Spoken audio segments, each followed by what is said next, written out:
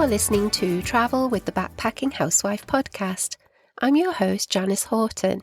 I'm an ex-housewife, an empty nester, and normally a nomadic world traveller who loves to discuss travel and dreamy destinations all around the world, and in particular the pros and cons of midlife and senior travel, and about making the most of opportunities to travel in retirement, or what I like to call the golden age of travel.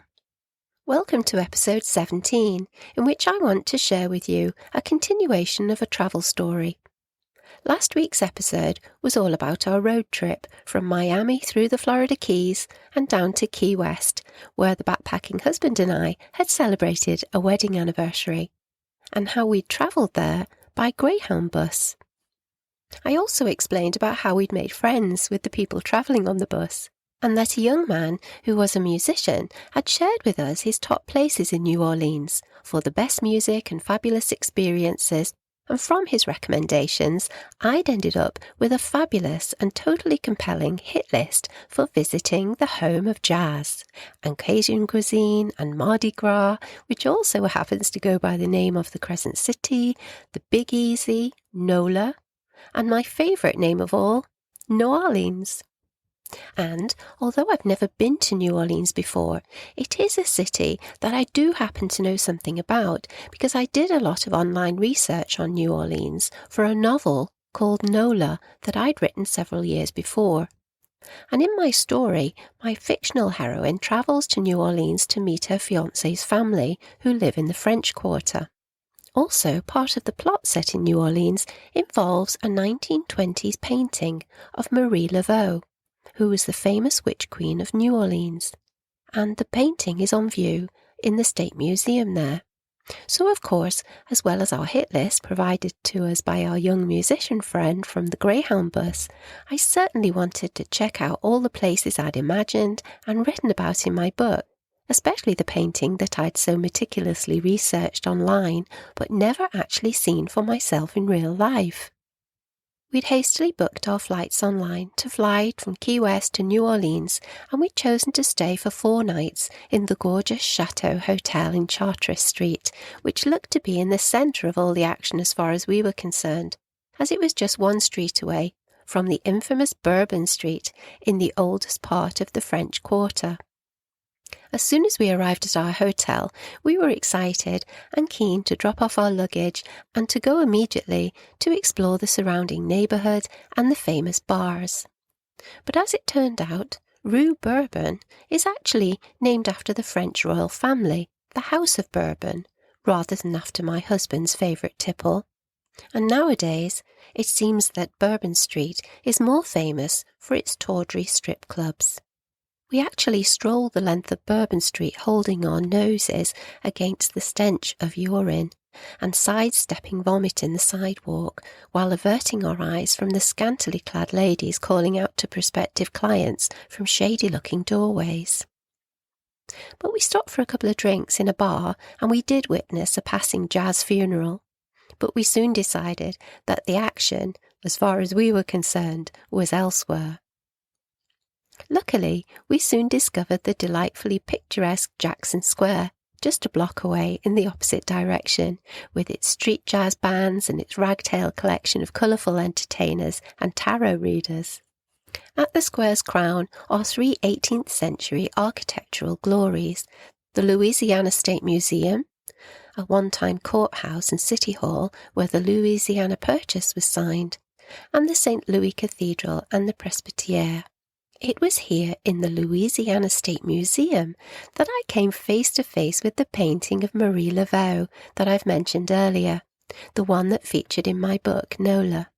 This very famous portrait of Marie Laveau is by Frank Snyder, and it's based on a much earlier and now lost painting by George Catlin, which of course in my book is found to be hanging over the fireplace in the sitting room of my main character's in-law's house in the French Quarter. If you'd like to find out more about my book, NOLA, then please do visit my book page on my website at thebackpackinghousewife.com, or look me up on Amazon and you'll find NOLA available there as an ebook, for Kindle, or as a paperback. As you might imagine, it was a fabulous and rather surreal experience to walk in the footsteps of my fictional heroine and stand in front of the fabulous masterpiece in the museum. And if you want to see this photo of me and the painting and other photos of our time exploring New Orleans, then please do check out the post that corresponds with this podcast on my website at thebackpackinghousewife.com, and the post is entitled New Orleans, Jazz, Blues, Oyster Bars and Voodoo. That evening, after freshening up in our beautiful, although spooky-looking room with its dark oak furniture and four-poster bed in our hotel in the historic neighbourhood, we found Frenchman Street, where the city's famous music scene has now shifted, and it was just a short walk away.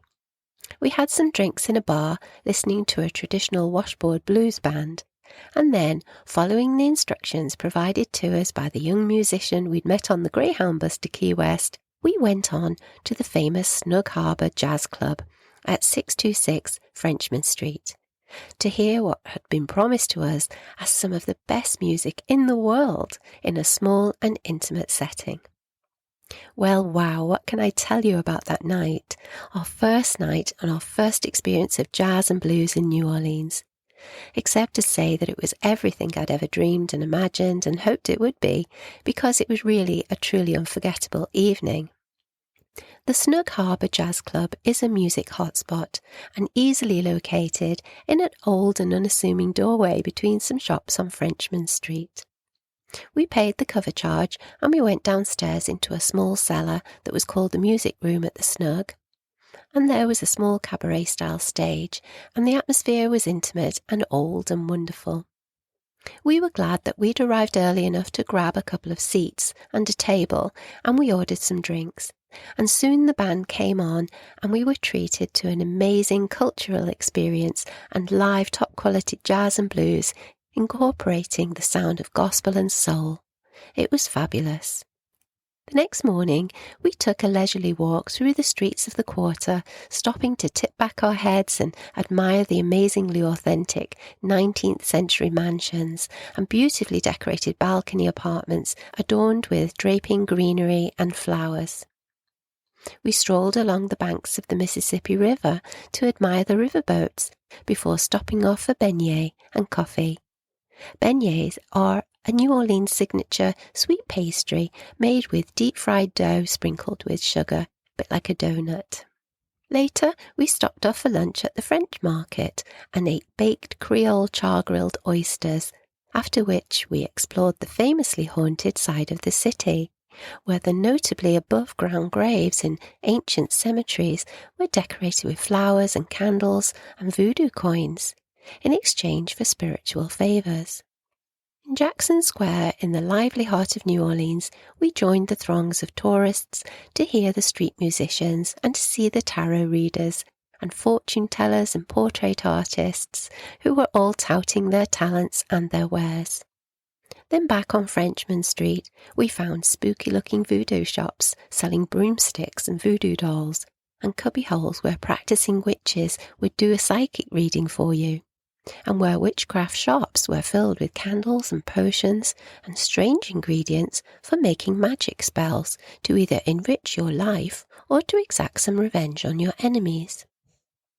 Feeling bewitched and compelled by the scent of the heady incense in a shop called Hex, that claimed to be a witchery, and actually had a witch's altar of the dead for people to leave notes to their dearly departed, I felt compelled to buy some tarot cards. I've actually always been curious about the tarot, and I suppose my thinking was that in buying tarot cards in the spookiest shop in New Orleans, they must be somehow extra special, and even more magical than those you might buy elsewhere. And to this day, I still study the tarot, and I still believe that my tarot cards bought in New Orleans are very special. Next on the list of top things to do in New Orleans, courtesy of our young musician friend who we'd met on the Greyhound bus, was to attend a crawfish boil. So that evening, we took a taxi to the Maple Leaf Bar on Oak Street in the uptown part of New Orleans. The Leaf, as our friend called it, is a world-renowned music venue, as well as reputedly the best crawfish boil in town. It sounded fantastic and not to be missed, but I was even more impressed when our friend told us that Bruce Springsteen often pops into the Leaf to jam, and how many of the bands playing regularly there are Grammy Award winners. We got out of our taxi on Oak Street, and we were a little nervous at first, wondering if we'd found the right bar, as we couldn't hear any music. But it turned out that we were just a little early, so again we paid a small cover charge and we bought a drink at the bar, while eyeing the long narrow trestle table covered in plastic tablecloths. Soon lots of people started to arrive, buying drinks and congregating along the length of the table, where there was no plates and no cutlery. Then the musicians arrived and climbed on the stage to do a tune-up. And in no time at all, the place was packed out, and not long after that, there was a commotion at the top of the table and a feeling that something was about to happen. I was amazed to see that several huge tin bathtubs full of food, which was the crawfish boil, was being thrown onto the table, and several bathtubs later, the table was totally filled with crawfish, potatoes, corn cobs and sausages, and a feeding frenzy ensued.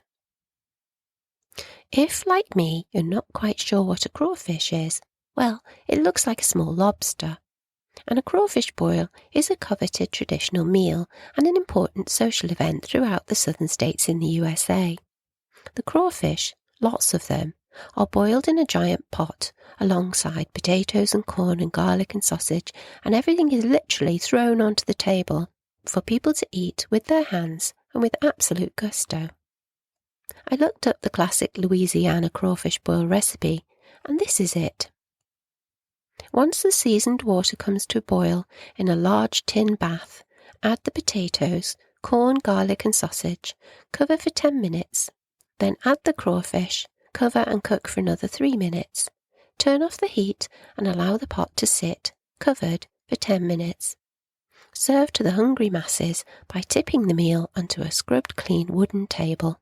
No cutlery is necessary. It was all kinds of crazy, but it looked fun, especially after a fellow diner had seen my confused expression and kindly demonstrated to me the correct and the quickest way to eat the crawfish. First, you pull the head off and discard it, and on this occasion that's onto the floor, and then you suck on the headless body to extract the juicy stock, and then you quickly peel the shell and pop the crawfish meat straight into your mouth. I can tell you it's a sticky and messy business. And well, after the food was over and the mess quickly cleared up and the floor was brushed and the wet mopped, while we had more drinks at the bar, the band started up and we danced the night away in true Maple Leaf style. It was actually fantastic. We booked a taxi at the bar to take us back to our hotel at about 10:30. I would actually caution you to always use official taxis to get around in New Orleans at night for your security. We usually like walking around to get a real feel for places and because we enjoy walking. But as a travel tip, I'd also suggest that you ask at your hotel the safest routes for walking back and to, so that you don't end up getting lost. And that's usually about keeping to the main and busiest well-lit streets. Also, do ask your hotel for some taxi numbers that they'd recommend to you, because being a sensible and savvy traveller will always help you to keep safe while you're in unfamiliar places. We finished off our wonderful stay in New Orleans by eating at Irene's Place on 539 St. Philip Street, a highly regarded Italian-French restaurant just a short walk from our hotel. On the outside, with a small swing sign and a modest canopy, Irene's looks unpretentious, but don't be fooled. Inside, the atmosphere is old-world decadence, the food is delicious, and the wine list fabulous. The restaurant opens at 5 p.m, but it's so popular that by then it's almost impossible to get a table. We went early and we were lucky, but if you find it busy, you might have to be prepared to drink some wine at the bar and wait, because Irene's Place does come highly recommended. You might want to book in advance, and you can do that quite easily on the Irene's Place website. So let me tell you what I found to be the essence of New Orleans. It was the recommendation of legendary jazz and blues music and the promise of fabulous Cajun food that drew us to New Orleans. We chose to stay in the French Quarter because of the old town atmosphere and the proximity to the places that we planned to experience without having to hire a car. We found the city diverse. It really is a melting pot of culture and hedonism. Bourbon Street was quite a shock, but the rest of our New Orleans experience was just as we'd imagined, if not better. We stayed a total of 4 nights in the Big Easy and made the most of our time there, so it was long enough a stay for us. You might have other reasons to visit New Orleans. The carnival referred to as Mardi Gras, the New Orleans Jazz and Heritage Festival, commonly known as the Jazz Fest, the Voodoo Experience, aka Voodoo Fest, the Essence Music Festival, or the Tennessee Williams Literary Festival. New Orleans is like nowhere else I've ever been. Do tell me, have you ever been to New Orleans or are you planning to go? Let me know. You can email me through my contact page on my website at thebackpackinghousewife.com, or you can get in touch through my social media channels. I'm on Facebook as The Backpacking Housewife, and I'm on Instagram as Janice Horton Writer. And if you're on Twitter, please do tweet to tell me about your travel plans for this year or for the new future at Janice Horton. That's JANICEHORTON. And come and travel with me here on Travel with the Backpacking Housewife podcast. Do subscribe and follow for inspiring and informative new episodes each week, in which I'll be discussing ways to plan for and to prioritise travel and adventure in our lives and in our new future in what is set to become a new and golden age of travel.